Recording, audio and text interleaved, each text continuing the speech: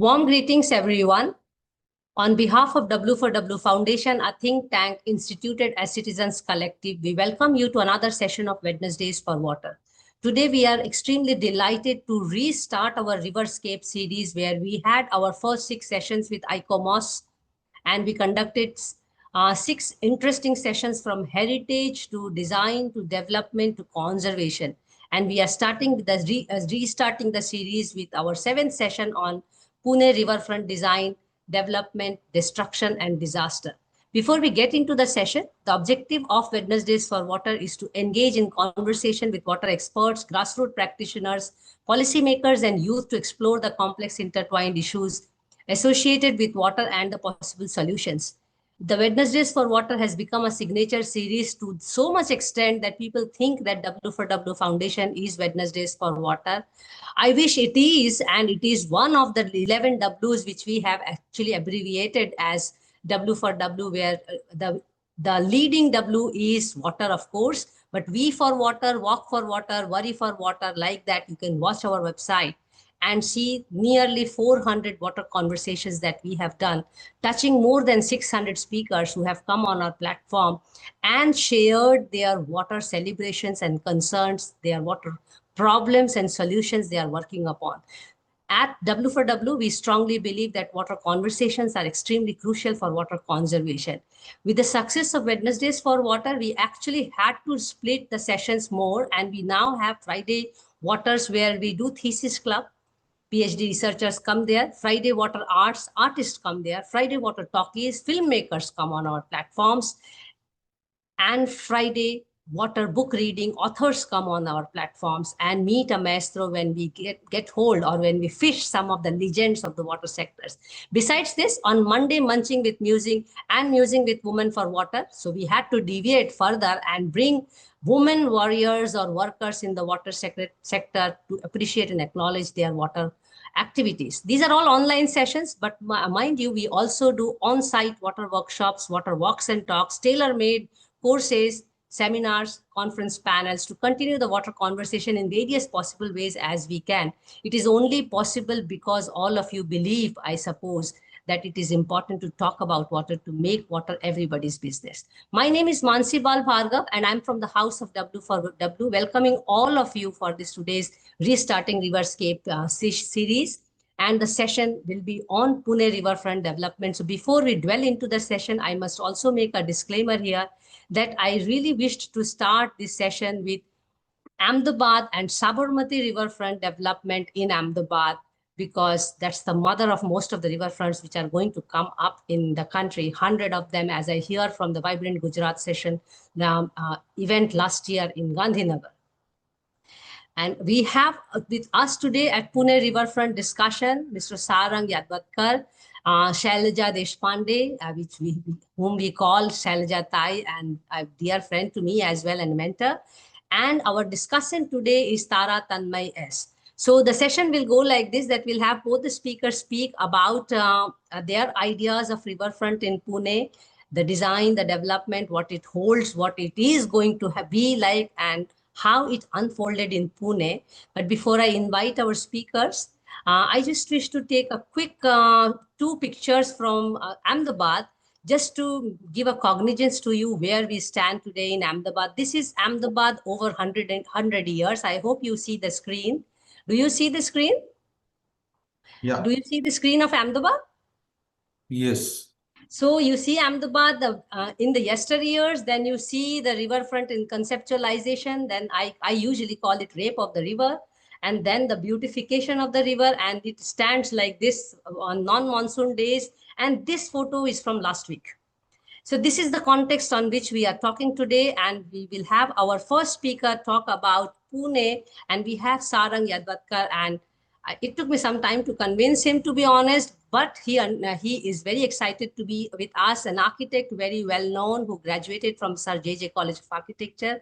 He was a state government appointed member of the planning committee for Pune City's development plan, and that is where it also becomes very interesting for all of us to understand what really makes or breaks these kind of projects. A very senior and respected architect, Sarang, is also a recipient of Aniruddha Bhargava Environmental Award from Intact, Bhagirath Prayas Saman from India Rivers Forum, Nisarg Seva Purskar and Nisarg Sevak in Pune, and just name a few things, but let us give the floor to Sarang. Sarang, the screen is all yours, and we are so much looking forward to have this wonderful and important discussion with you. Over to you, Sarang. Can you see my screen? It's coming. Yes, I see your screen. Yeah. Thanks, everyone. I hope I'm audible. Yes, you are audible and screen is visible as well to me. It got black, to be honest. Yeah, thanks, everyone. And particularly, The screen got black, so I suppose you start with the black screen. Thank you. Yes. Particularly thankful to you, Manasi, for using very specific adjective for this project. You mentioned that it's a rape of the river. And for the first time, I have heard it openly on some platform. And I agree with you completely. This really is a rape of the river. And there are rapists roaming in India and destructing so many rivers, maybe more than 100 or so. So we need to stop it if we want to survive. So let us go ahead with particularly Pune Riverfront Development.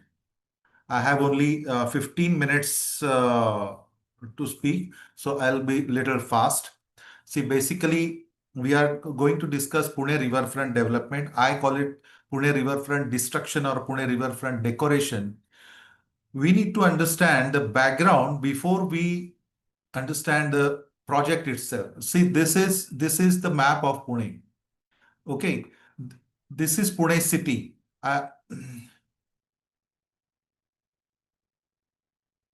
Yeah, this is Pune city. There are 5 rivers that enter into the city: Mula, Ram Nadi, Dev Nadi, and Pavana. It's a very unique situation that 5 rivers enter into the city, they merge with each other and they flow out as one single river. Not only that, there are 7 dams on the upstream, hardly few kilometers from the city, that is Kasar, Sai, Pavna, Mulshi, Temgar, Varasgaon, and Khadakwasla. All discharges released from these dams enter into the city and flow out from the only one outlet. And there are 3 confluences in the city. All this makes the city highly flood prone. And we have experienced it so many times, but unfortunately, we haven't learned anything out of it. See, not only this, in 2014, the Energy and Resources Institute, submitted a report to the state government. And in that report, they clearly stated that the annual rainfall is going to rise by 37.5% in next few decades. In fact, it is happening much faster than what is expected by Terry. And along with the rise in rainfall, they have mentioned in their report that the rainy days will be less, means there will be frequent events, occurrences of cloud bursts, and we are experiencing it every year these days. So what I can't So, before going into the riverfront development, let us understand what is the scenario of sewage treatment in Pune. The total water consumption in the city is 1800 MLD, million liters per day. As per the standard, 80% of the consumption gets converted into wastewater, that is sewage. So sewage generated is 1440 million liters every day. Out of that, Pune Corporation has a treatment capacity of only 477 MLD. So 963 million liters every day, 90,300 tankers of raw sewage is entering into these rivers every day. You can imagine what will be the situation downstreams. What is the situation downstreams, particularly on the dams, the villages on the downstream of Mula-Mutha rivers. PMC has proposed few more sewage treatment plants. So the total sewage treatment capacity after few years is going to be 1,005 million liters per day. But even after that, there will be a deficit of 435 MLD, means 43,500 liters per day. Keep aside the rising population of the city. With the rising population, this deficit is going to rise further, and we don't have any control over that. So now what is this riverfront decoration project? See, basically these are the main rivers. This is Mula River, this is Mutha River. They merge with each other. This is the confluence point, and they flow away as Mula-Mutha River. There are four barrages proposed on these rivers as at these four locations. These barrages are going to stop the flow, stop the natural flow of the rivers. See, river is a river because the water is flowing. Otherwise, we would have called it as a lake. But unfortunately, even after constructing these barrages, some people prefer to call it as rivers, even Sabarmati also. So four barrages are proposed on these rivers, and more than that, the rivers are going to be narrowed down by 40 to 50%. The width of the rivers will be reduced by 40 to 50%. So this is the original riverbed profile, and they are dumping tens of thousands of truckloads of debris on the riverbed on these floodplains. The entire biodiversity on these floodplains is getting destroyed irreversibly. The width of the river is reducing, as I said, 40 to 50%. These are the official figures. And the project proponents claim that after reducing the width of the river, the flood levels will go down, the flood levels will recede. And this is the most ridiculous, unscientific, illogical statement and conclusion drawn by the project proponents, and not only by the project proponents, it is approved and by the state government and at central government level also. And the people, citizens are going to suffer out of it. So these will be the artificial reclamations, and these will be the land portions, land parcels created on these floodplains, which will be further used for funding the project, and more than that, to create money in which these politicians, contractors, and builder lobby is interested. In the core city, in the congested part of the city, the cross section of the city river will be like this. Have you ever seen a river like a water tank, underground water tank? But we are in Pune, which is called as Oxford of the East, we are converting the river like an underground water tank. So what are the objectives of this project? The topmost three objective projects are: reduce the risk of flooding. The project proponent and the consultant say that the reduce risk of the flooding is the first object. Retain and replenish water is the second object. Clean the river and make it pollution free is the third object. I think let us give more importance to these top three. Something is, Do you need help? the slide is, yeah. And the other five objectives, let us not go into that for paucity of time. Let us look into the first three objects. See, they call that reducing the risk of floods is the first object. But in the hydraulic reports, DPR, detailed project report itself says at page number 25 that riverfront is not a flood control scheme, and as such it is not supposed to provide greater protection to the areas of the river banks which have even otherwise been damaged by the floods. Then what is the point? On one hand, you say that it's a flood control project.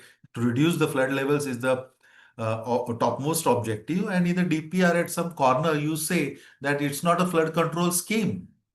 It's very controversial, contradictory statement made by the consultant himself just to free him from any responsibilities. Not only that, there is not even a word about protecting the existing biodiversity and enriching the groundwater. And the key term, climate change, does not even exist in the entire DPR, which is running into few thousand pages. It does not, so no consideration has been given to climate change. Now, what is the ongoing work?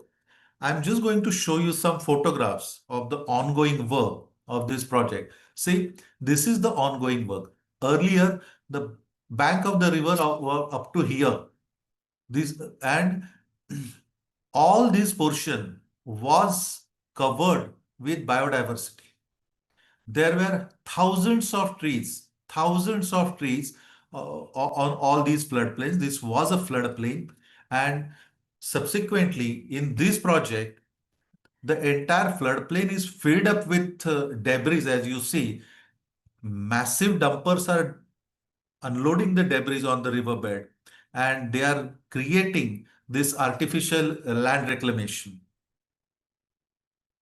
Here also, this is a different location. All these concrete pavements are constructed. All this you can see are construction debris. This is not the natural river bank. The river is flooded. See, as you have seen, this is Mula River, this is Mutha River, and these are the islands. These islands are because of the confluence, basically. That is because of the siltation after confluence. Now, after confluence, this is Mula-Mutha River. It flows into three branches. This is the main flow, and these two are two secondary flows, and they merge with each other after the island. This was the earlier condition before this work started. But in this work, you see the original width. I kept the arrows of the same length. This was the original width, and the width of the river is now reduced up to so much. These two secondary flows are completely stopped. Here also, the width is reduced very drastically. See, the width is reduced drastically on everywhere at all locations. Reduction in width is going to cause steep rise in the flood levels, which is, and this also in the core city of Pune. At this location, this is the earlier width of the river, which is 210 meters. Now, Google shows that the width is reduced. This is riverfront development work on both the banks. The width is reduced to 147 meters. So it is 63 meters reduction in the river width.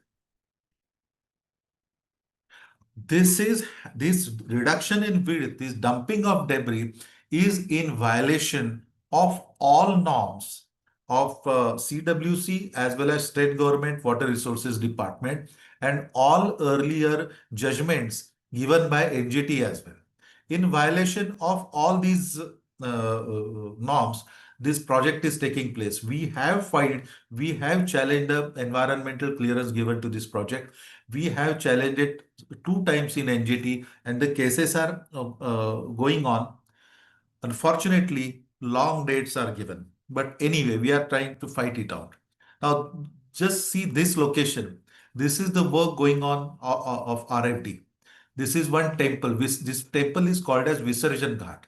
Now, the earlier edge of the river was up to this retaining wall. That also is not a very natural edge. It was much beyond it. But before this work started, the edge was up to here. This is the normal water. And this is what happened in flood situation. At this time, this is a 2024 photograph. I have personally taken this photograph. This situation was for the flow of around, say, 75,000 cusecs, 75,000 cubic feet per second. See the earlier photo, the level of water has risen up to these umbrellas. See, and actually at this particular location, this is Mula-Mutha River. The river should be capable of carrying around 450,000 cusecs of water, as per the recent report submitted by Water Resources Department itself. So imagine if this is happening at the flow of 75,000 cusecs, how the river will carry 450,000 cusecs? What will be, it will be a catastrophe. It will be a huge catastrophe in the city. This is another location near Aga Khan Bridge. This is the earlier situation, earlier floodplains, riparian zones of the river. And this is the present. I mean, this also is a little old. This is 2023 photograph. Now this is the situation is even worse than this. Entire green cover has been removed and it's filled up with concrete and debris and then some cosmetic trees on that. Now you can see the difference. This is the original river bank, which is being replaced by riverfront development like this. Completely, the river edge was much beyond this point.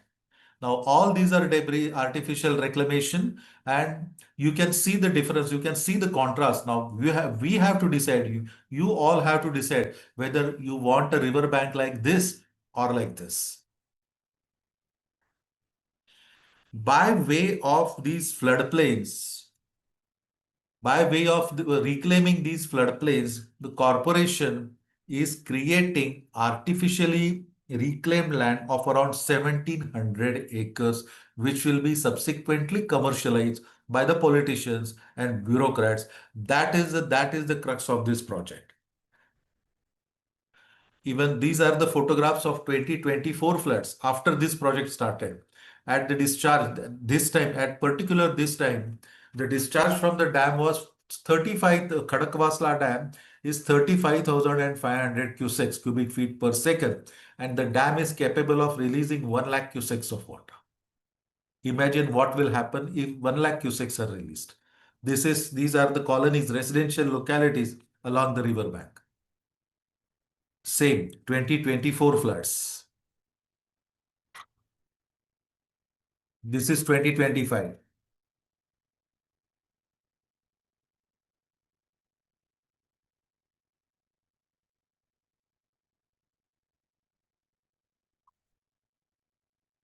Crematoriums, not only one, but I personally saw minimum 2 crematoriums were flooded with water on 20th of August 2025 when the work, and this is exactly where the work is going on. This is near Korega. This is Korega Park Crematorium.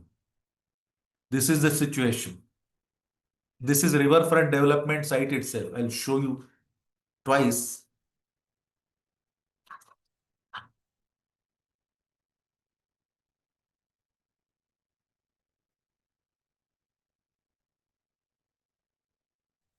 These are the promenades constructed for riverfront development, encroaching completely on the riverbeds. There are 2 promenades. Out of that, this is the upper promenade and there is a lower promenade over here where these artificial trees are planted. The lower promenade was completely submerged on 20th August of 2025 and this release was around 75,000 cusecs. This is near the confluence of Mula-Mutha rivers. This release was hardly 75,000 cusecs, and as I said, at this particular location, the river should be able to carry 450,000 cusecs. So this is the situation right now. So what are the impacts of this project? Steep rise in flood levels and flood frequency as well in Pune city. Rivers continue to remain highly polluted as not a single rupee in this project is being spent for cleaning the rivers, for treating the sewage. That's an independent project. We have no objection to that project. But in this project, not a single rupee is being spent for cleaning the rivers. Pools of untreated sewage in the city due to barrages, 4 barrages, and there will be, because of barrages, the flow will be obstructed and the river will be converted into pools, stagnant pools of untreated sewage water. Huge factories of mosquitoes. Rise in air pollution due to traffic disruption. Traffic disruption is taking place and they are also demolishing one road along the riverbank. Irreversible depletion of groundwater, because all the aquifers that bring in water to the river and take the water away from the river to the wells, open wells and tube wells, these aquifers will be perpetually disconnected from the rivers because of the embankments, because of the dumping of debris and concrete walls. Irreparable destruction of biodiversity. Minimum 22,000 trees are being fed for this project. This is the official figure, and the actual figure is much more than this.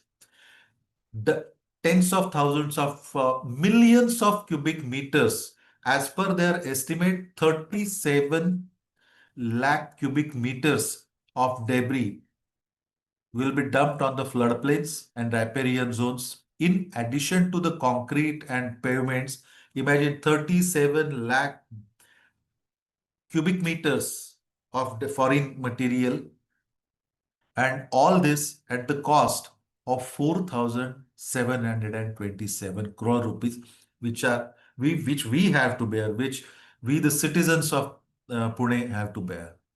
And as Mansee said, Sabarmati is the first project. And what is the situation of Sabarmati Riverfront development? Firstly, Sabarmati is not a flowing water body, so why to call it a river? I have a question. Secondly, Sabarmati is not carrying its own water.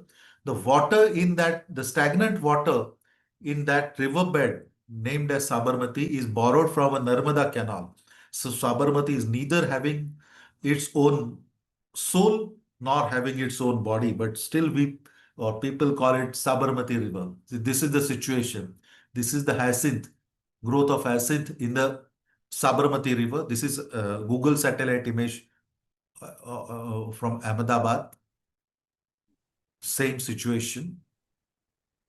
And Sabarmati also got flooded in 2025, August 2025. Massive floods, irrespective of the riverfront development. So all these promenades were submerged in the floods. And Sabarmati is minimum 285 meters wide after riverfront development. In Pune, they are reducing the width up to, at some places, up to 100 meters or even less than that. So at Sabarmati has an upstream dam at Dharoi, which is 128 kilometers from Ahmedabad. Here we have 7 dams within a distance of 25, 30, 35 kilometers. So what will be the situation in Pune? It will be far, far worse than this. This also is a 2025 photograph of Sabarmati. So we want river or concrete coffin like Sabarmati, or we want rivers like this. We have to decide. It's high time. I really request that it's a time to rise, to protect our rivers. If we want to protect our cities, if we want to protect ourselves, we must protect our rivers, because rivers are the mothers of all civilizations. Thank you. Thank you so much, Sarang, for this wonderful presentation. May I request you to stop sharing the screen? And yes, the screen on screen, what you see is something that we would like to be river looking like. But let me tell you the dilemma with urban people that we live in. When Sabarmati Riverfront was actually getting executed, people were super excited. And to be honest, even till date, I am teaching water studio at Ahmedabad University. Everybody is super excited about the Sabarmati Riverfront, thinking that we have become a modern society and modern city. We have to understand the fact that personally the elite class exclusive projects become excluding to the poor people, the vulnerable people, and the biodiversity, and the elite class remains unaffected by all kinds of water crises, whether it is flood or whether it is unavailability of water. We have been doing all these designs and destructions more anthropocentric way, but we have to also think about our fellow citizens. And that is where we bring our next speaker, to go beyond the humans and talk about our fellow citizen, my dear friend, mentor, and a wonderful lady, Shailaja Deshpande will be our next speaker. And you all know, most of us know her. And I'm super excited to rehear her, but her urge to work in environmental field has a driving force for doing gave her the driving force for doing her diploma in sustainable management of natural resources and nature conservation from Ecological Society. She has also done field botany courses and worked as coordinator for project undertaken by Ecological Society for Global Forest Watch. Since 2014, she's been working for revival of rivers and an active member of the Jeevit Nadi group, spearheading activities with her communication and leadership skills. And she is also practicing toxin-free lifestyle in her own way and preaching and practice the same things. Shailaja is no new name to any one of us here. Shailaja, over to you. We are so keen to hear about others than human beings. Yes, yes. Thank you very much. And thanks, Sarang, for putting up the context, reference to context for the design, what Pune Municipal Corporation or the local governing bodies have planned, and what is actually happening with the ground realities. He has already explained the hydrology and hydraulics of it. I am going to speak more about the ecosystem, the biodiversity, what we are going to lose forever, which is not going to come back. So firstly, let me just in very simple sentences, let's talk about riverfront and what is not a river rejuvenation, which Sarang has already explained. So in nutshell, I will just state that the manicure plantation for greening the banks is not river rejuvenation. Dredging, deepening, or blasting the rocks or constricting the rivers is not river rejuvenation. It is not about converting them into canals. It is not about retention of the water, which Sarang has already mentioned about 4 barrages. It is also not about calling it as an environmentally friendly material, bringing it from outside and putting it into the river is not a river rejuvenation. Most importantly, it is not about overruling the domain of the river, the natural domain of the river, which is not a river rejuvenation, and it is surely not about making the rivers as sewers. So bringing it to everybody, we know this DPR. So it is not about rejuvenating of the rivers, but it is called as Pune River Rejuvenation Project by local authorities. Ongoing manicured plantations, there could be some few photographs which are matching with Sarang, but it is not connecting with the same context. It will be used in the different context. So this is what is happening. And these are the simulation models which were presented to the people. And as Mansee explained, that people were very excited. The rivers are going to look beautiful. And this is what started happening into the rivers. But doing what? These stone walls and these riparian trees or species, by removing the existing green canopy, it is being replaced. And if you see on the right hand side, this toe wall and the tree which is getting fallen, these are the unique species of riparian zones of the rivers because they get adopted. They are called as an ecotone because they connect the land and the water. So these species actually are the climate resilient species or the canopy. Here you can see this species which is a salix Syzygium salicifolium, and below there is a salix also. So these are unique. They cannot be transplanted, they cannot be planted, and you cannot create the saplings out of it. So such species are getting destroyed, and all what Sarang mentioned, this is what is happening. So I will not go into the construction of the river, but I will more focus what is the ground reality. We have wonderful wetland ecosystems, we have springs, we have a great biodiversity, and we also have surviving fishermen community in spite of having the polluted rivers, because we also have great base flows, which are the groundwater recharge systems of the rivers, which are very rich in and around Pune city. Now, this unnecessary material which has been dumped into the river, which is called as a eco-friendly or creating the plantation, what is it doing? Now, these are the ground realities. Sarang has already shown one photograph. Now, here you can see this is the storm drain which is there. When the floods are going to rise, the drains are actually going to reverse way take the water inside the cities, which is going to have the cities flooded with the urban flooding. They are also putting these geotextile sheets. You can see those white sheets which are there. So the interface of the soil, land with the water is going to be completely disconnected. There is going to be no correlation between the land and water on which the rivers survive, on which the rivers have their own digestive capacity, which is going to be completely blocked and stopped.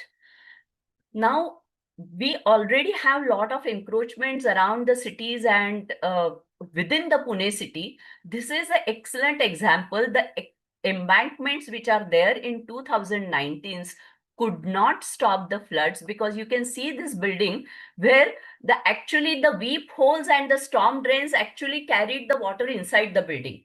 And since there were the compound walls which are around into the building, the building could not release the water outside somewhere, because the water level and the land level actually matched each other, and there was no way the water could go. There are illegal settlements. Nobody is talking about it. There are encroachments. Nobody is talking about removing those encroachments and improving the carrying capacity. And these are the ground realities. Now, the ground reality also has that we have such beautiful buffers which are in the city, which are now the same buffer zone. I have clicked the photos, which is in 2018 with normal floods, 2019 with heavy floods, and 2020 when there were less rains. Now, with the climate change, all these situations are going to be like this. Either there are going to be droughts or there are going to be heavy flooding situations, and we must have sufficient buffers. So this green which you are actually seeing in the riverbed is the water hyacinth, which is getting pushed, ingressed into another tributary. So these are the complex situations. The situations and the conditions are multiple. They are complex. And when we are planning about any such development plan, it has to actually incorporate all these issues and problems. So what do the Punekars want? Punekars actually want to have clean rivers without having any sewage into it, and not again making it dirty. So some sort of a stringent monitoring systems and the sewage treatment plants, then use of natural NBS, which is nature-based solutions, in more capacity for the streams, tributaries which are meeting the river, improving water quality, then increased carrying capacity, for which Sarang has already explained, which I don't need to talk about. But increased carrying capacity can only happen if the domain of the river gets clearly identified and the buffers are restored. Restoring the flows of the river and the river banks. Then reducing the temperature, because we also have huge amount of grasslands along the river banks. Now this canopy, which has a grasslands as well as the green canopy, is actually managing the localized temperature, which is controlling the heat. And that is also working towards the resilience of the climate change.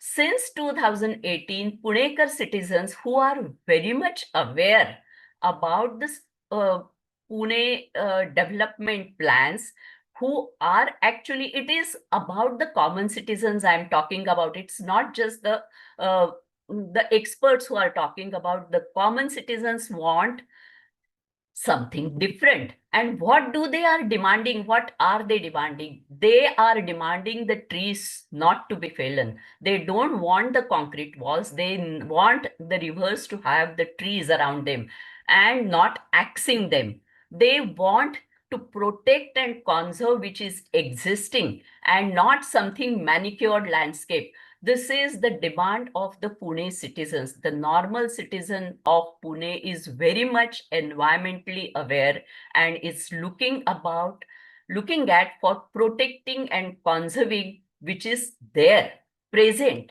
in the city of Pune, and we are blessed with such nature. So citizens believe that all these rivers are living entities. They are living and they are not looking at this, imagining the rivers with the embankments. They don't want this. They want the natural green forest along the river banks. They also want to protect the voiceless, which are into this land and waters interface, which have their different habitats, because there are damselflies, dragonflies, there are different variety of habitats which can only happen along the river banks. There could be marshy places, there could be grasslands, there could be rocky outcrops, and every voiceless species needs its own place. And the rivers or the ecotones are the only areas where these will survive. And Pune citizens are demanding that they want to have these lives along the river bank. And I'm going to quickly give about how far this fight has been. Finally, because of these long stayed support by the citizens and citizens' demands, we have mapped more than 3,000 trees along the river bank. Every species has been mapped. Every weekend, citizens have spent their time, their energy, their efforts, and they have created this documentation. It is a common citizen which has done this. Because of this pressure, now Ram Nadi and Mula confluence, 700 meters of Ram Nadi is going through a eco restoration project, which is only because of the pressure of the citizens. We have been able to save 32 acres of forest because of the continued citizens engagement and campaigns which they are doing. Currently, a very good direction from Central Empowered Committee has been also given to the local authorities to stop all the tree felling in the riparian forested areas unless the state governments creates a list of riparian forests and submits it to the Supreme Court's experts committee. No single tree should be fallen. We have also been mapping the springs, the live springs and the streams along the river bank. And so we are not just talking, we are also executing and implementing the thing. Now, this is one spring which has been restored by the citizens, common citizens, which has a 500 meters of spring line, which actually is releasing 1 lakh cubic meter of water annually into the river. And we have such more than 100 locations along only one river. Then there is Pavna, there is Indrayani, there are many other rivers which have such springs. These will be blocked if the embankments happen, which Sarang said, but releasing these waters are actually creating the corridors of biodiversity. These springs are the lifelines of the life around the rivers and the terrestrial areas. So these are citizens' engagement, citizens are doing and citizens are demanding. And that is why, because the citizens are connected with the river, they are raising their voices. The authorities are under pressure. So finally, it is not just about the birds, bees, or trees, but it is also about saving us. As a citizens of Pune, we want the living rivers. And the citizens of Pune have a promise to their rivers that we will work towards it. So I will thank you here because I knew our program started little late, and also we wanted to compress every thing. So I have really hushed up the things, but the basic intention was there that we will fight for our rivers, and the Punekars are all set and ready to do that. So I stop here, Thank and you thank so you much, very Shailaja. much. Thank you so much, Shailaja, for this wonderful presentation and also the concern which you raised on behalf of Punekar and as well as the other beings that actually co-live with all of you in Pune. And it's extremely important to raise two important situations here. And I want to trigger this to actually engage all the participants and get excited to engage with our speakers. You please write your questions and comments in the chat box. But to represent all of you, we also have Tara as Tanmayi to start the Q&A. I am full with questions. I have also shared my some articles. I am not liked by people in Ahmedabad because I'm quite vocal about Ahmedabad riverfront development. I will not call it Sabarmati riverfront development. And that is the point I want to bring in front of you. For me, the biggest problem with riverfront development is that it is taking away the identity of the river itself. A 371 kilometers of river, which is Sabarmati, and before the AI and Meta came into Google, when I was doing my PhD, if you write Sabarmati River for first 8 to 10 pages of Google was about Sabarmati Riverfront. 11.5 kilometers of riverfront with 1400 crore rupees took away the very identity of the river, which is living there forever, 371 kilometers. So I am starting with a very fundamental question here to really trigger your mind that it is not about Pune city, it is also about the river, and Sarang made it very clear that it has to be a flowing river. Aviralta mein hi nirmalta hai. I think that is all we all understand, and very nicely put up by Shailaja that Punekars are very clear what they want out of the river or how the river should be. Let me invite our young discussant, which is actually who is actually the showstopper always in Wednesdays for Water. If there are young minds here, do sign up with us to be the discussant because we really want to bring the next level or the next generation of leaders in the environment and water sector. We have Tara S. Tanmayi, and she is basically a network coordinator of Upper Bhima Collective and also a student in Masters in Journalism and Mass Communication. She's content creator as well as in the past, she's been Youth for India Fellow from the SBI. Over to you, Tara. You know your job. You have to really make us uncomfortable and ask difficult questions with all of us. Hello all. It's my privilege to be here, and Sarang sir and Shailaja both have been mentors to me as well. So I mean I'm just very excited to be over here right now. So I would start by asking this one question which sort of hit me while we were talking about the embankments, and that is Sarang sir, with regards to I'm sorry, I'll just be looking down because I've noted the questions. So with regards to the finances, you said it was mentioned in the DPR that riverbanks will be used to create or generate the revenue for financing the project, right?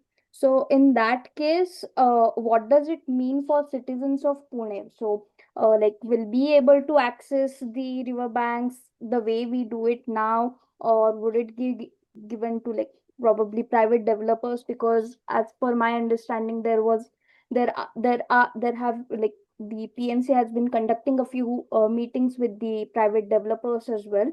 So what does it actually mean for like people like us who go and hang out on the banks of river? See, for that, you have to read the DPR as well as the discussion that has taken place when this project was sanctioned in the general body meeting of PMC. All the things in the DPR were not communicated and shared in the GB meeting, and whatever shared in the GB meeting is not mentioned in the DPR as well. So if you combine both, so the crux of the matter is that they are planning to convert some 750 hectares. Okay, 1 hectare is 2.5 acre. So that much portion of land will, which belongs to river. Only water and air and birds have the right to inhabit that portion, that much portion of land will be converted for monetization.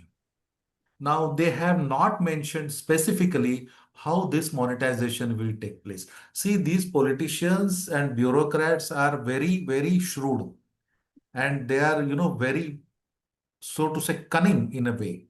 They will not put across or and say that I want to kill you. They will injure you step by step and they will see to it that the river is dead. Ultimately, the crux of the matter is that if you combine both the data from the DPR as well as the discussions taken place in the GB, they are converting 1700, 1800 hectares of land belonging to the river as a real estate development for monetization. No details have been shared.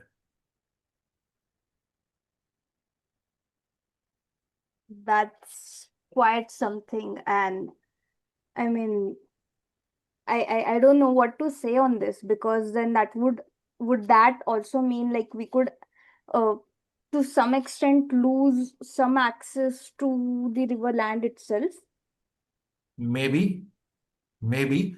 As of now, they have said that there will be food courts, parking lots, and public toilets on this reclaimed land. And I don't, there could be many, many other things. They will, once that first of all, what they are planning to do, the first step is to create that land. एक बार वो जमीन बन गई नदी में, तो बाद में देखा जाएगा उसका क्या करने का.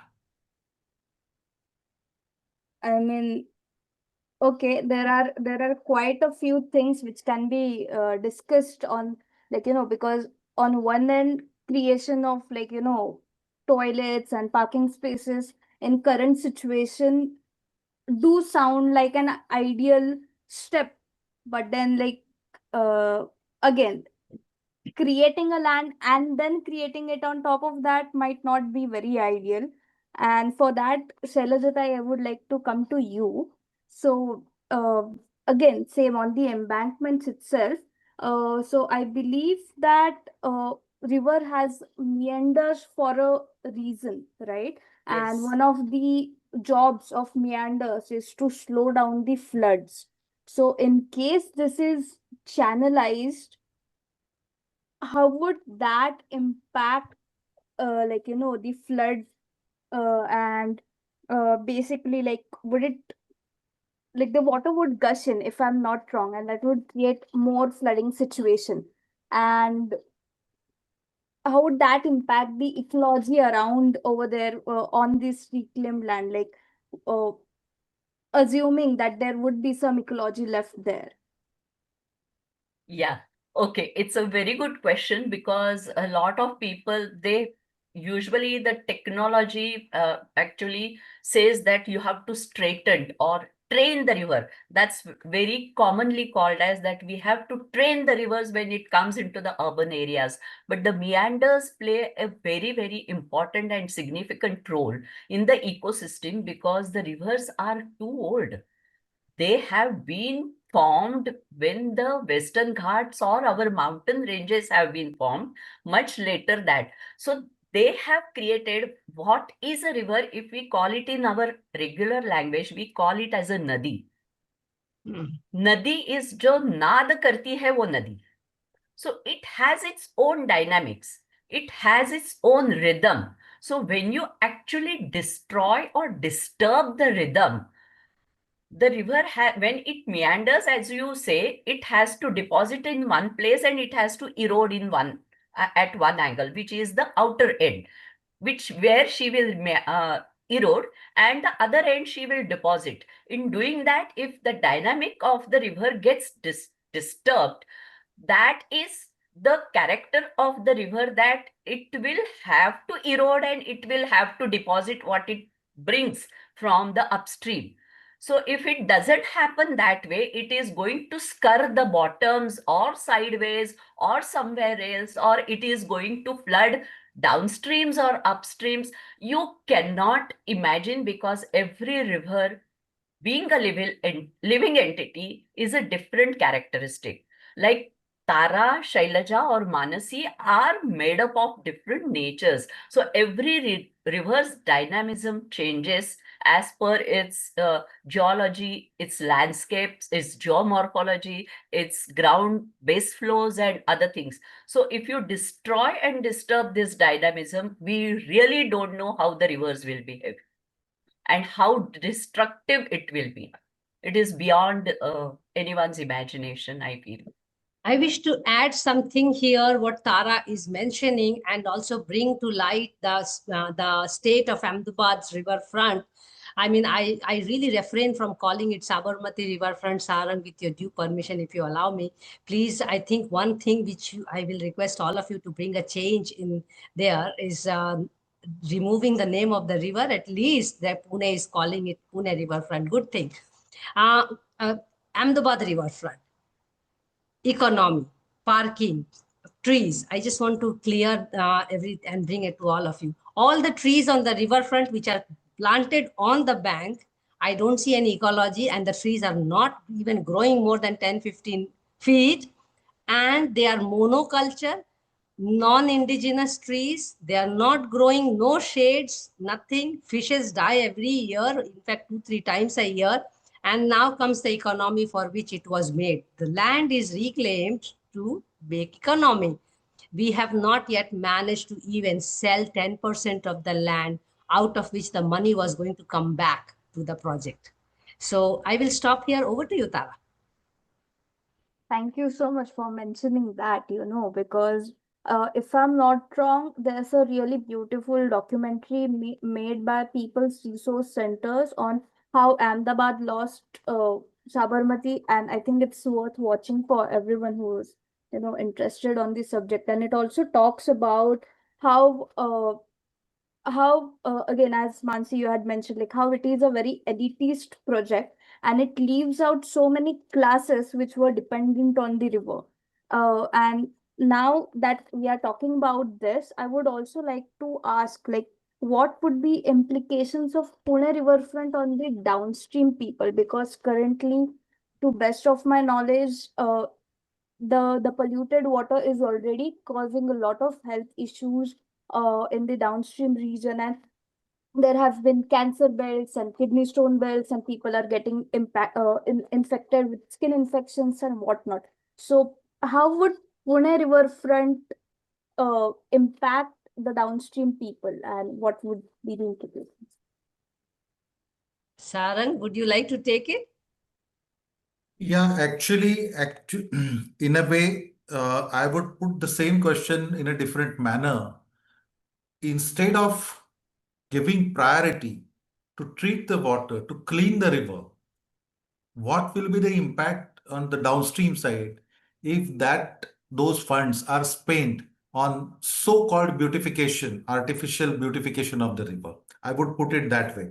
Because, the river will continue to flow equally or more polluted, because firstly, we are not spending on the water treatment, sewage treatment plants, and on the other hand, there is another independent subject of rise in FSI, which is leading to massive demographic densification in the city, which ultimately will result in much more generation of sewage, whereas our sewage treatment will be as it is, which is far less than what is required. So definitely it will continue to flow more polluted. I don't think it will have much effect as far as hydraulics aspect is concerned downstream side. The flood impact will be more in Pune city as well as on the upstream of the city. But on the downstream side, it will have larger impact of pollution of the river water because of our misplaced priorities. That I would say. I will add here again to bring Sabarmati because I really wanted to restart this series with Ahmedabad Riverfront. Ahmedabad Riverfront in the Sabarmati's stretch of Ahmedabad is still standing as the second most polluted river in the country. And during Corona, it was the most polluted river and the first river in which we found coronavirus. And that was a study by IIT Gandhinagar. I'm just filling in with Pune because what you may find after 10 years, we are already having it. And last week, the pictures I showed in the beginning of Ahmedabad, last week, one of my journalist friend was standing in the downstream with up to water, up to waist. So even flooding, so that dynamics of upstream and downstream have to be very well understood in these river projects. And it will be very, very fascinating to see how Pune really is undoing what Sabarmati Ahmedabad did. I hope we do a lot of undoing. Over to you, Tara. And I see Suresh has hand raised. Yes, Should we Tara. let Suresh ji ask his question? Yes, Suresh, do you have question or comment? Because I see you have actually asked people to, can you please share your questions here? Okay, Upendra sir, I will take you first because I have been trying to fish you for over 2 years now to have you as speaker. So please speak. Dhanyavad. I have been known as a disruptive member in whichever sessions I have attended. But my basic question is, do engineering and design school have any element of life science in their curricula? Everyone is talking, river is a living system. River is a life. Do we know what is life? Number one. And I mean a very serious question, not a social question, scientific. Number two, biodiversity, climate change, these terms are used very loosely without any idea of the science behind it. Biodiversity is not about number of trees, a variety of birds and the flowers and things around.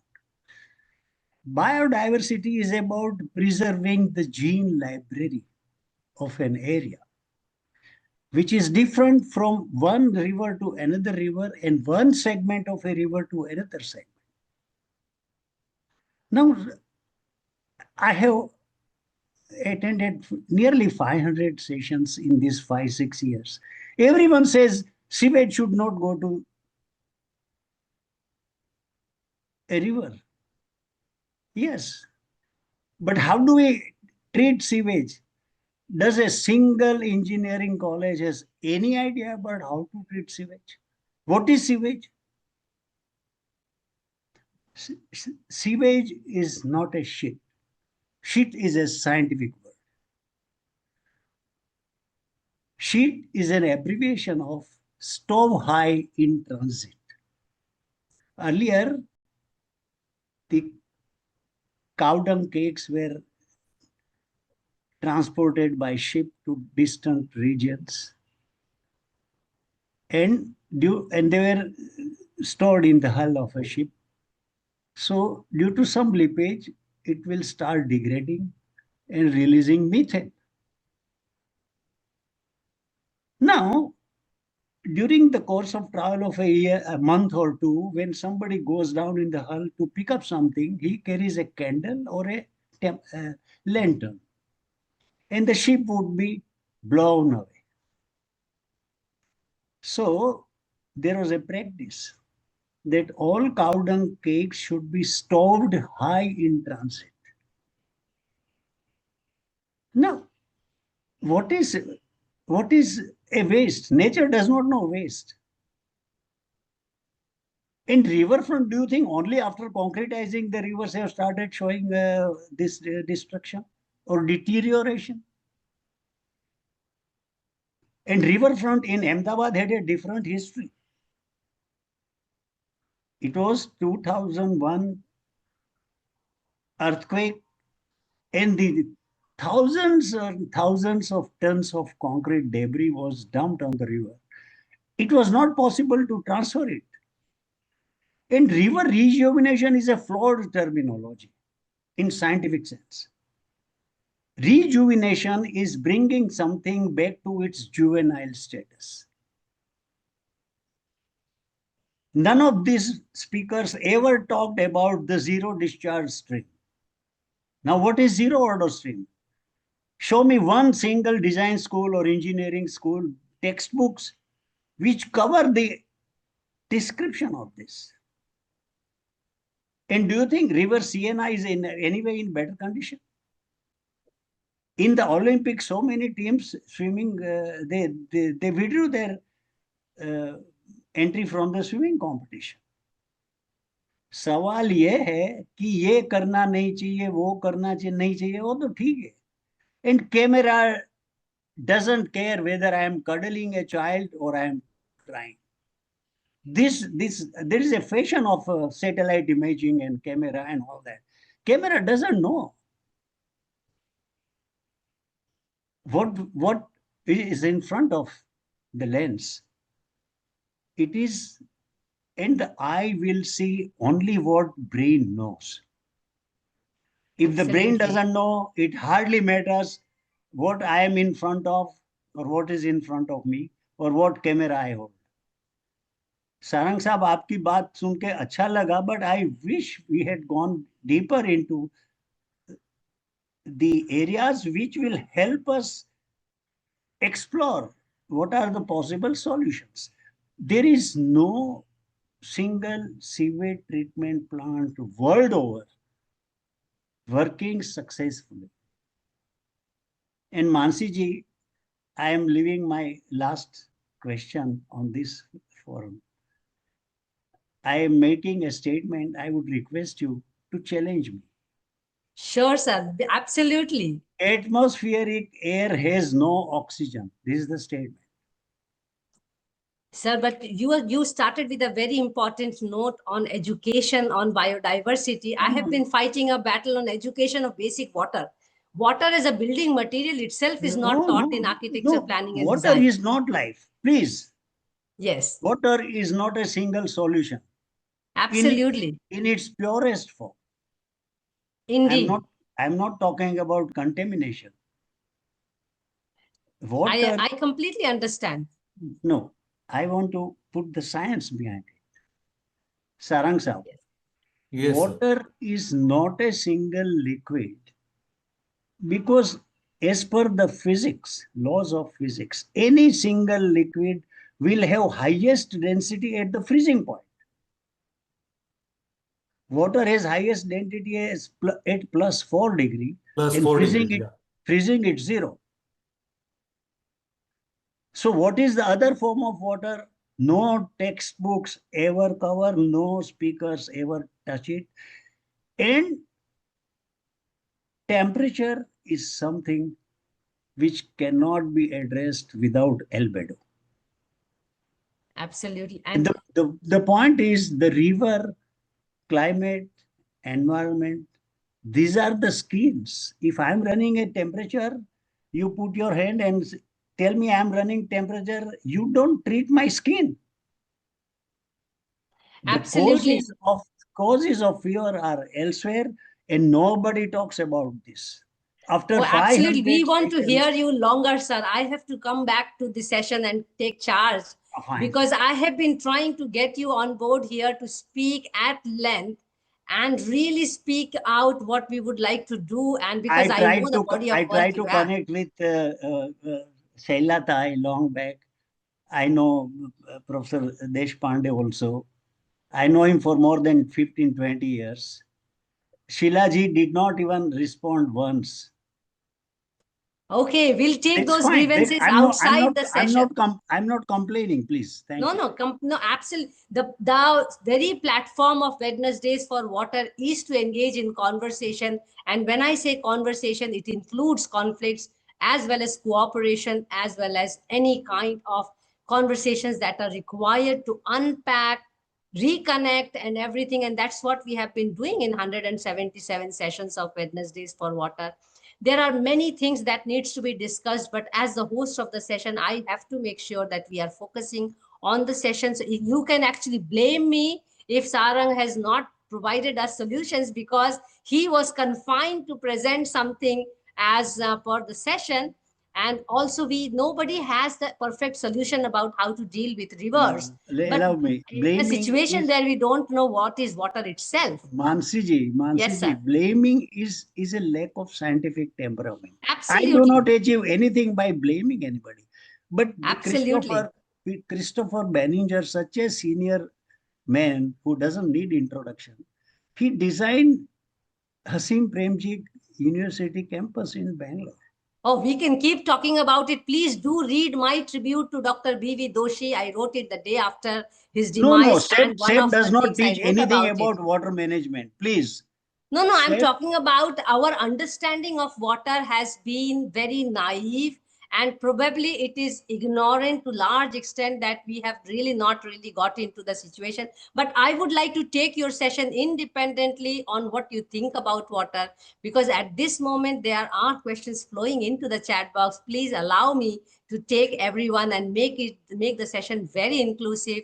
Thank you so much, Upendra sir, and Suresh, over to you. There are a lot of questions in the chat box, and please don't go away. We are going to take the session as long as it is required, because this is very urgent question, because we are going to have 100 riverfront. My little town in Chhattisgarh is having riverfront, and everyone is very happy about it. Already spent 300 crores in that riverfront. Suresh. Uh, Mansi, thanks for giving me a chance to speak. I am nowadays not based in India but abroad, but yes, I have had opportunity of engaging with riverfront development for last 30 years. And since when the first proposal to channelize the river Yamuna was there, that time I used to be with the planning services. And that has successfully been stopped since then. It has not happened. Just wanted to say that it's not Now that always happens that it's from re-entering. it doesn't happen always from Delhi, and Sabarmati took the lead from and did the whatever We are was going had through to go down. Gujarat Okay. model, Yeah. Suresh. So I was the planning officer that time in NCR Planning Board. We did not let the riverfront development and channelization go through, and there is certainly there were also some examples which went through was the Akshardham temple which came on the floodplains. Again, a Gujarat group of people came, and I don't want to say that everything goes wrong there, but that is a model. Other thing I wanted to say is that I think why we are trying to see is we are seeing the problem in a reactive and a curative way when we are looking at the river front and when the problem has come at the end of this pipe. When Yes. all the drains in Pune were being channelized or in the cities were being channelized, were Yes. we raising a voice? When the Absolutely. catchment is being destroyed, are we raising a voice? These are all interconnected things. I think at You this have point, nailed it, actually. You have and what nailed is it. happening is the reactive and the curative approach, whatever modeling you may do. On the other side, that Upendra ji was saying very correct. There is a submission by an IIT professor, I won't name it, in Delhi case, in the Supreme Court when the case was there, that the river is what flows within two embankments. So it is the NGOs, it is the other interested people who have to come forward and challenge that. So there is and when it comes to project stage, projects are DPRs and they are contractors' approach to looking at water. Certainly, they don't involve groundwater hydrologist, and there are no principal sciences in that. So when it has come to DPR level, it is just that model where the government is saying central government will have 50 river fronts in across the country. 100. We were in Okay. that vibrant So Gujarat it's the together. project, and I should 100. not. I should also tell you people now. I am outside the thing. When the Pune drains were being concretized and the road were being made on that, I was on the EIA committee, and I was the one who resigned from the EIA committee. You can go and look into the records, and I was on the central committee, and under the Amrut the funds were sanctioned. It's very difficult in India. We don't have review of uh, at the policy and program level.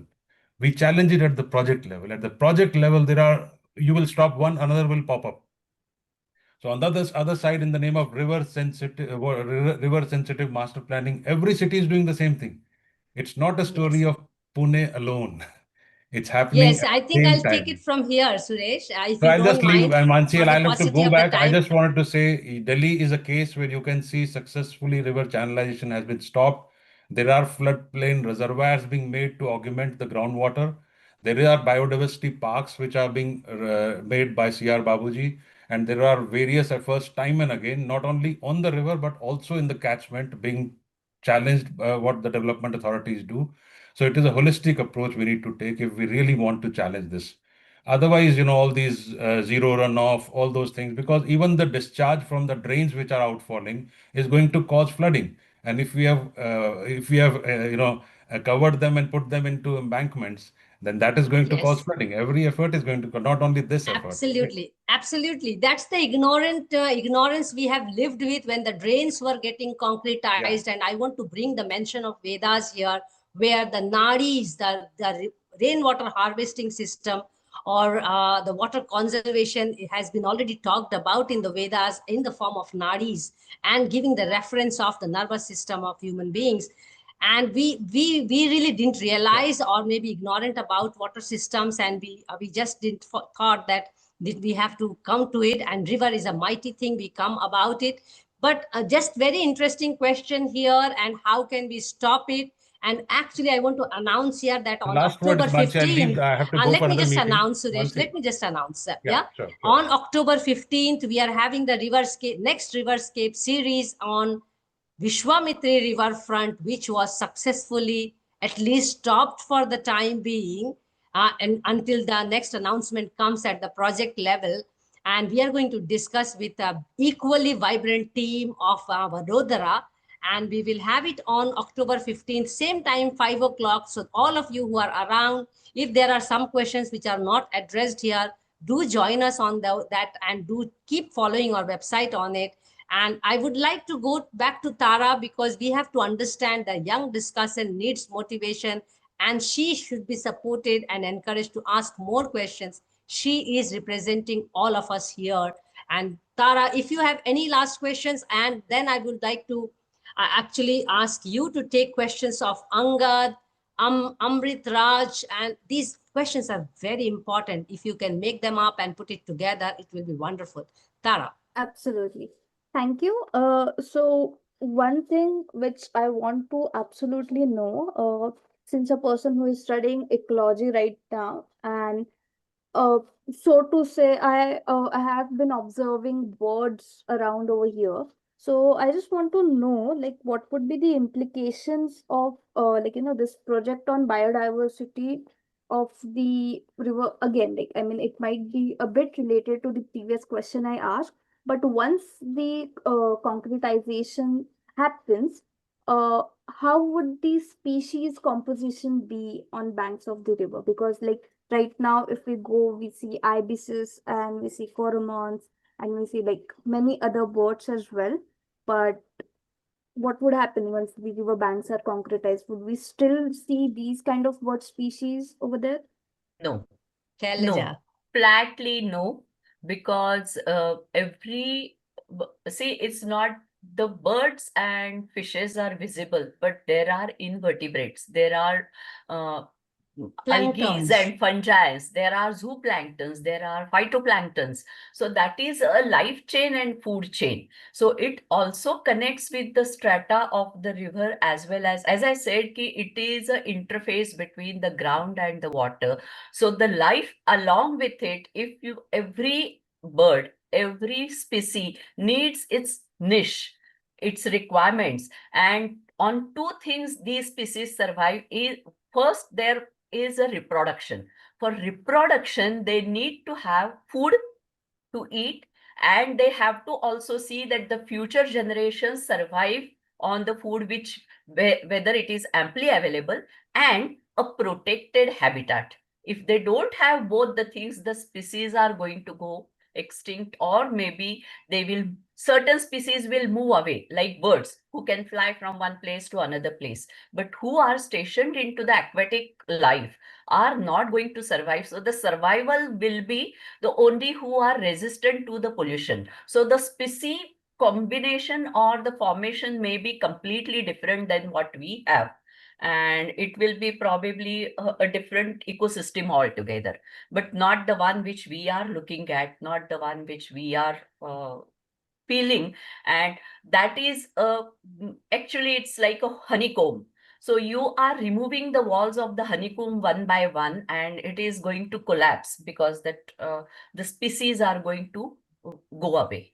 So it will not happen. Yeah. We get fish eggs from east of India to feed Sabarmati River. But I want to challenge a bigger question what Tara asked. Who cares about birds and fishes, Tara, in the society when we don't care about fellow human beings?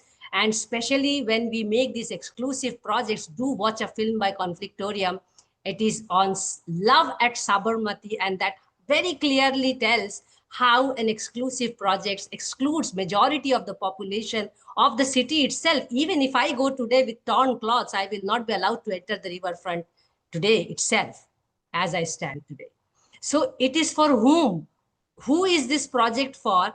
I want to come to Sarang with a very interesting question, Tara, along with you. And I'm just trying to merge the questions which have come here in the chat box. And because we have these four important words in the conversation today, design, development, destruction, and then disaster. So, and you mentioned very rightly, and I can relate that with Sabarmati's river for DPR, that what is there in the public narratives is actually not there in the actual report. And there's a huge discrepancy because public narratives is basically demand and supply. जनता जो सुनना चाहती है वही हमारे नेता और designers और decision makers बताते हैं. And in Sabarmati project, also in DPR, you will really not find how the biodiversity will be improved. And I think this is something where we will learn a little bit more in Vishwamitri River project when we discuss on October 15th. I would like to know from you, Sarang, because you have been in the government and now on the other side of the story, when these DPRs are made, if it is development project, how will the attributes of conservation be included in the development project? Development means kitna paisa, kitna road, kitna light, kitna cement. I don't think that there is room in the policy to even frame a project through these indicators which are not part of development discourse. Sarang, what's your take on this? How government looks at development and why conservation is still not their cup of tea? Yeah, absolutely right. Basically, they have given much lower priority to conservation. Firstly, I mean, there is the same answer for the question that what is the solution? Because we need a solution because we have created a problem. Otherwise, there was no need for any solution. Absolutely. Yeah.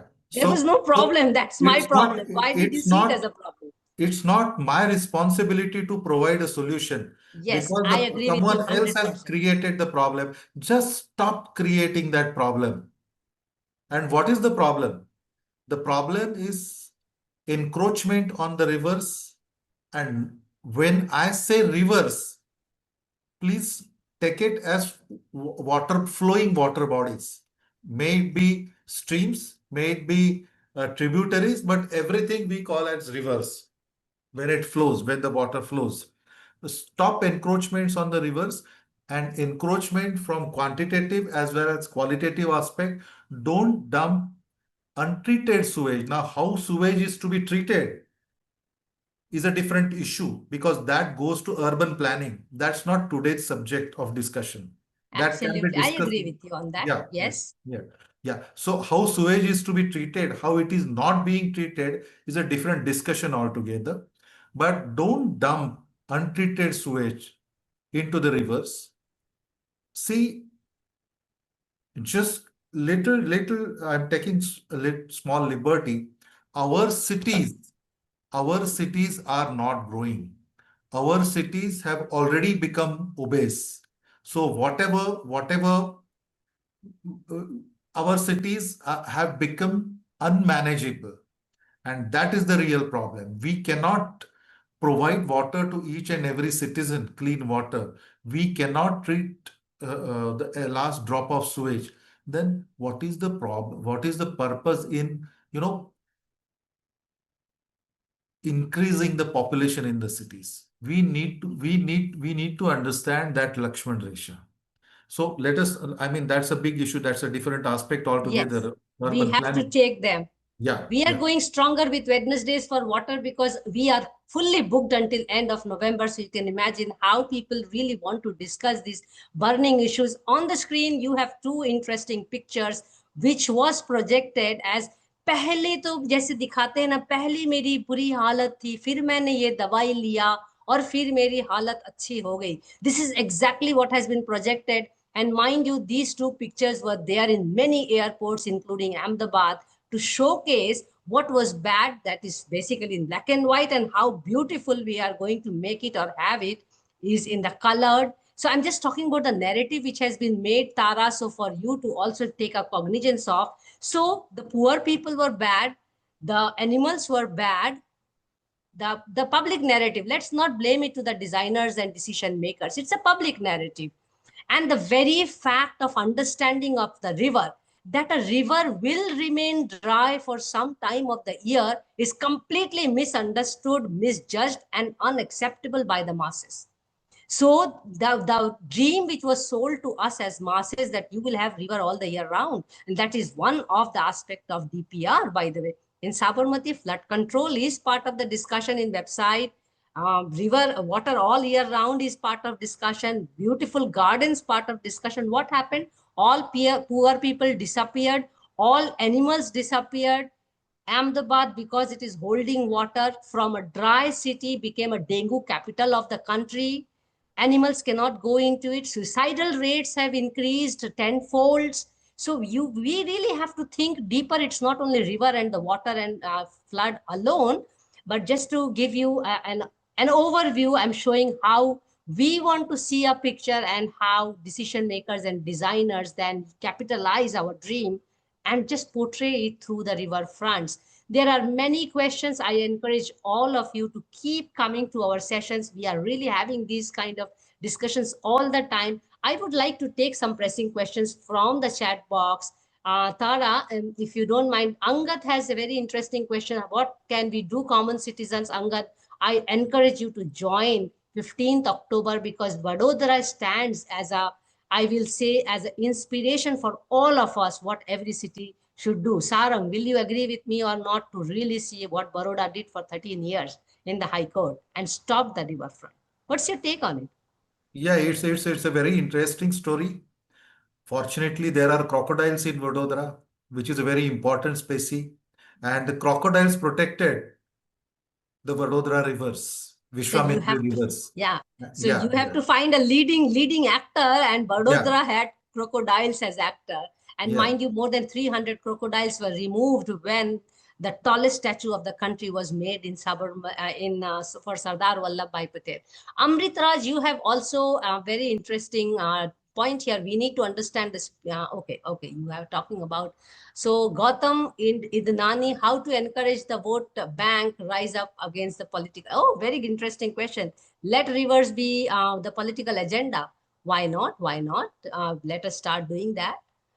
Do you have anything to add here? I see a lot of questions, and Shailaja has been trying to answer some of them. Damini, before riverfront concretization, okay, you have already responded back. Narendra, even land adjacent to river along the river falling within blue. I would really like some participant other than Upendra sir and Suresh to open their video and ask questions to our speaker. Last question, very short and precise, and not commenting outside the scope of the discussion today.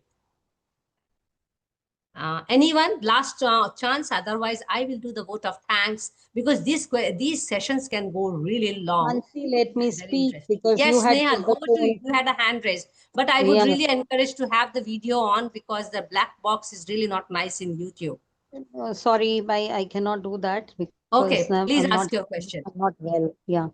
Okay. So my question, it's not like a question, but then a concern, what I feel, that there is along with these kind of, GRs which are coming for the beautification of the rivers and for the ghat construction and all. Already there is a 2022 GR in Maharashtra where all Yes. Nagar Parishads are asked to make the ghats on the rivers and all that for beautification. At the same time, there is a Unified Development Control and Promotion Regulations, UDCPR. such kind of policies which are coming up for the urban development planning, and they are giving scope for doing constructions on the river sides, and ignoring the buffer zones, even the town planning. So very conveniently, whenever there is any kind of development happening, they will put, in the DPR also, river oblique nala. So very conveniently Yes. such things are there. To make river Nala, I want to bring to the focus of everyone the Darbhavati river of Jaipur became Sukha Nala, and then back to Darbhavati riverfront with 700 crore rupees, and then back to Nala, a sewage canal. So Yeah, I I am really want giving to you an discuss example long of and long with Valdhuni. Sarang about all these things. I But am yeah, go I ahead. want to add here about the Valdhuni River, which is in Thane district, where the same thing is happening. And, that Valdhuni River is declared as a Nala, although it is a river. On the bank of it, there is a very old historical Shiv Mandir is also there. And riverbed concretization is going on. So we have also taken this case in NGT, and very systematically with, putting all RTI and all, where this, irrigation department had floated the tender and even given the work for demarcation of the river. At the same time, they say that this river is not on the topo sheet or the survey of India's map. So that's how they have declared it as a nala, and they are ignoring, like they don't want to leave any buffer zone and all. So this is all going on for, It's supporting going the on. It's builders everywhere. lobby. This is what. It's everywhere. It is about, I mean, do read my own article on water grabbing, where we consider water body as a piece of land with some water around or no water around. But there are very interesting questions coming up here, and I am so But sorry how that are I we? My question is, Mansi, here, yes. that even when they want to go ahead with this, so central empowered committee, when they say this is also made of the authorities only, like they will take MPCB, municipal corporation, then this industry development corporation. They are the members. They don't take any river experts or anybody on this kind of Yes, you empowered do have committee. made this So, point here in the chat box. Yeah. with Sarang Yadwadkar ji, my question here is how the locals can deal with this kind of a situation where locals are not given any, say in this kind of a committee. So, how I how are you people dealing in Pune Riverfront?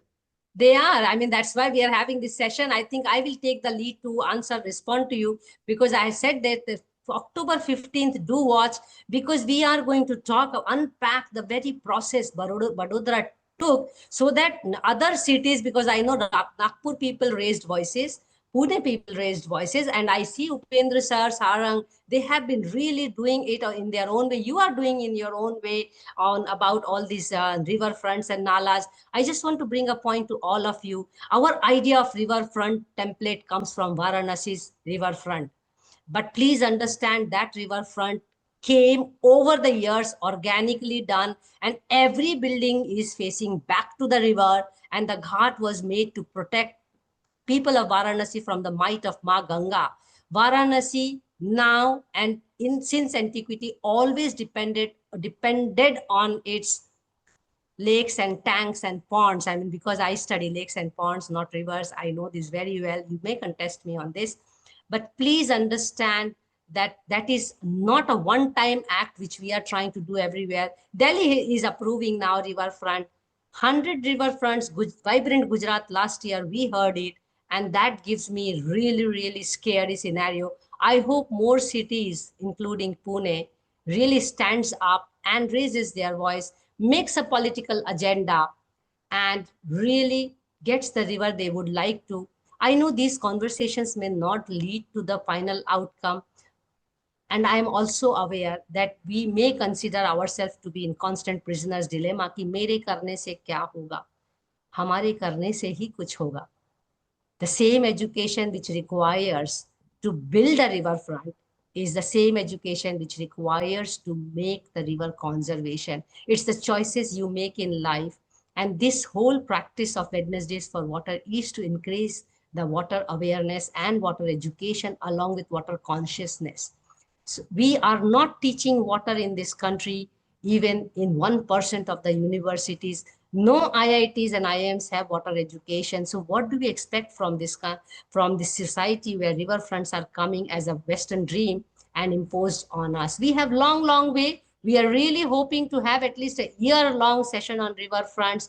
All of you are requested to help us get more riverfront speakers from more cities.